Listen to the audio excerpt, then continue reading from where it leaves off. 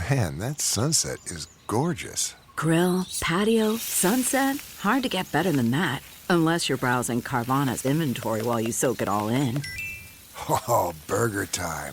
So sit back, get comfortable. Carvana's got thousands of cars under $20,000 just waiting for you. I could stay here forever. Carvana, where car buying meets comfort meets convenience. Download the app or visit Carvana.com today. That's not just the sound of that first sip of Morning Joe. It's the sound of someone shopping for a car on Carvana from the comfort of home. That's a good blend. It's time to take it easy, like answering some easy questions to get pre-qualified for a car in minutes. Talk about starting the morning right. Just like customizing your terms so your car fits your budget. Visit Carvana.com or download the app to experience car shopping the way it should be. Convenient, comfortable. Ah.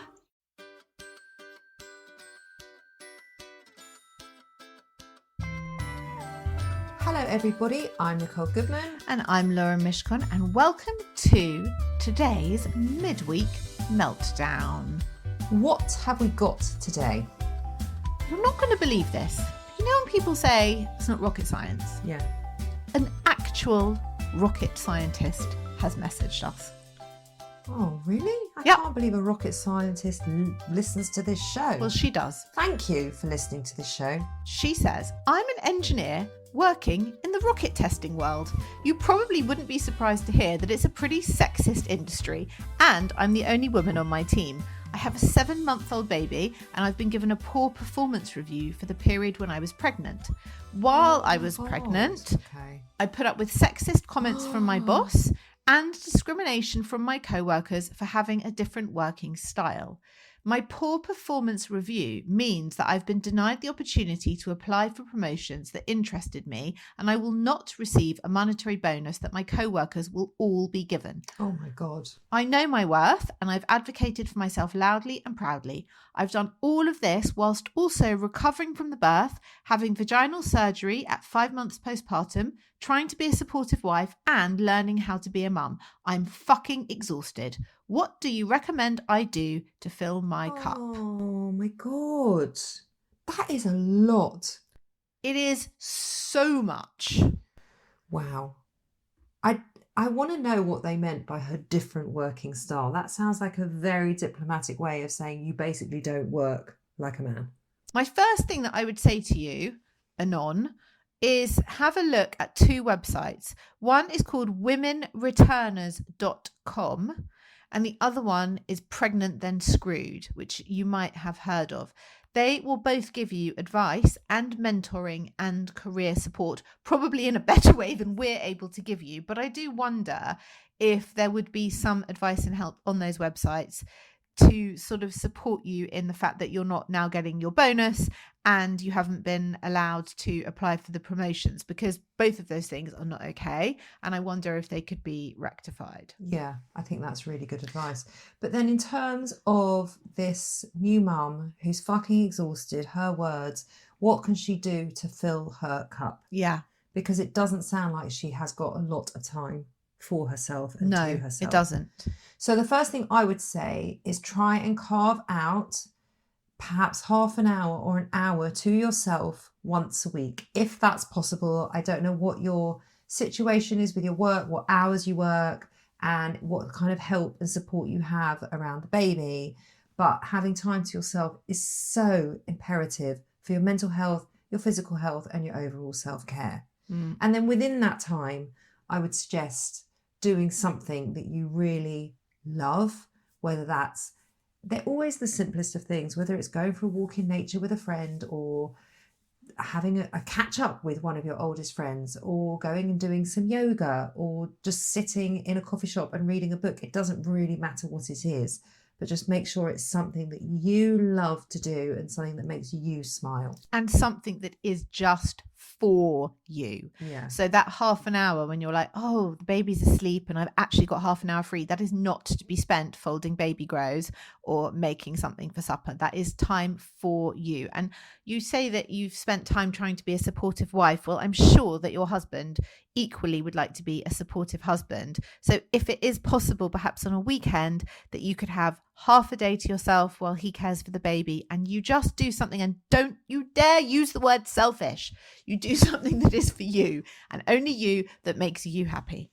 Well, I think the one thing that we've all really learned by doing 500 episodes on this show is that it's such a cliche, but self-care is not selfish. It is so necessary and so important for your own mental, physical, emotional, and spiritual health, that actually, if you are empty and running on empty, and it sounds like you are, then that's of no use to anyone. But this doesn't sound like a woman that is struggling to put herself first. It sounds like she said, I advocate for myself loudly and proudly. She's good at standing up for herself. She's good at knowing what her wants and her needs are and making sure that they are met, but they can't be met within work. And we can't meet them for her in work. So how can she meet her own needs outside of that toxic environment? The first thing that is coming to mind, the first show that pops into my head, is the taking yourself on a date. Because neither of our dates were particularly like big, huge things that cost a lot of money. I took myself to a bookshop and for a cup of coffee, and you took yourself to Barry's boot camp, you know? So I just feel like, think about the things that maybe you used to do that really made you feel just content and smile and happy for a couple of hours. And yeah, like you said, sometimes it's just as simple as meeting a friend for lunch. Well, it's the things that make you feel like you. Yeah. Isn't it? And I know that, you know, her and I are on opposite ends. Like, she's just having her baby and I'm going through the menopause now. So actually, I'm constantly trying to find the things, or engage in the things that remind me of who I am and how I feel about myself. And that kind of center me and ground me into myself. And I think those things are so important for your own sanity and for your energy levels and for your self-esteem. They're everything. They become my absolute fundamentals and the foundation to me being the person that I am in the world. And I would say that this is something that would really help her. I mean, you know what? It doesn't even have to be that she leaves the house. It might be that she asks her husband, could you take the baby out for half a day? And she actually just gets time to be on her own, doing whatever. The problem is with being at home on your own, there's always something to do. There's always a washing machine to unload, a dishwasher to unload. There's always something to clear up. I mean, you know, I could clean my kitchen countertops constantly. Of course, we all could, but you have to be intentional about, I have this half day at home and I'm not doing anything that's for anybody else in this half day that I've got for me. Because she might be so tired and overwhelmed and exhausted that she doesn't want to be getting dressed and trotting herself up to town, or going to sit in a salt cave, or going to have a massage, or whatever it is. She may just want to be at home alone with no responsibilities and relaxing. Sleep.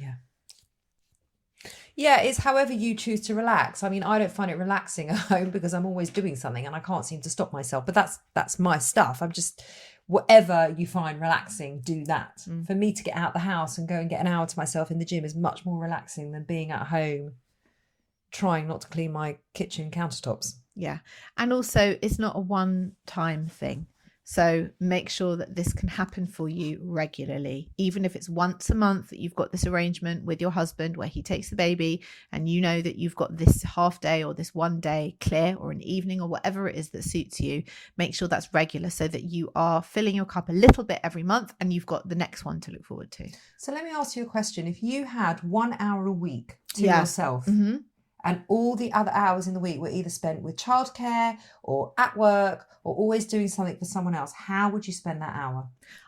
Honestly, I would sit down with my favourite book and a really nice cup of tea in silence and turn my phone off. And that is like a real indulgence for me. Yeah. And I would love that. Yeah, there you go. And I wouldn't never do that. I would go to the gym. Right. I would go, I would have a really hard workout, and I would come back and I would feel like so much better about everything. So there's no right or wrong way to do this. It's just whatever supports you. Well, I hope that helps, Anonymous. I'm really sorry that you have experienced that in your workplace. And those places that Laura mentioned, those websites, they're really amazing, and they're doing amazing work for people just like you. So do go and check them out. And I really do hope that you find the support you need. And go you for advocating and standing up for yourselves so loudly and proudly. There's not many women that would be able to work purely amongst men and be okay. So I It's a think that's tough great. gig. You're doing great. Yeah, well done.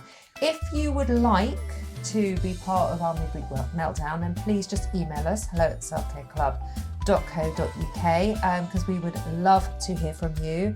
And if you want to come and follow us on our socials, at Self-Care Club Pod on Instagram, they're all in the show notes below, so just go check it out, and we would love to hear from you.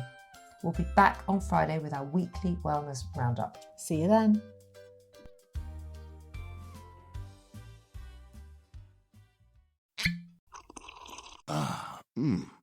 The first taste of rare bourbon you finally got your hands on. That's nice. At Caskers.com, we make this experience easy. Caskers is a one-stop spirit curator with an impressive selection of exclusive, sought-after, rare, and household names in the realm of premium spirits and champagne. Discover the top flavors of the year now by going to Caskers.com and using code WELCOME10 for $10 off your first purchase. Get $10 off your first purchase with code WELCOME10 at Caskers.com.